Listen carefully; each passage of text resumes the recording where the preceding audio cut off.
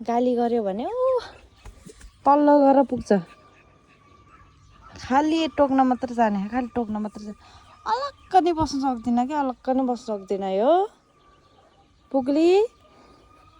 किन तिमी यस्तो भएको के किन यस्तो भएको तिमी पुग्ली अरूको पप्पीहरू कस्तो ज्ञानी भएर बस्छ थाहा छ होला नि तिमी किन यस्तो भएको अरूको पप्पीहरू कस्तो ज्ञानी भएर बस्छ तिमी किन यस्तो पुगो यसरी ज्ञानी भएर बस्छ न खाली टोक्न मात्रै खाली टोक्न मात्रै जाने खाली टोक्न मात्रै जाने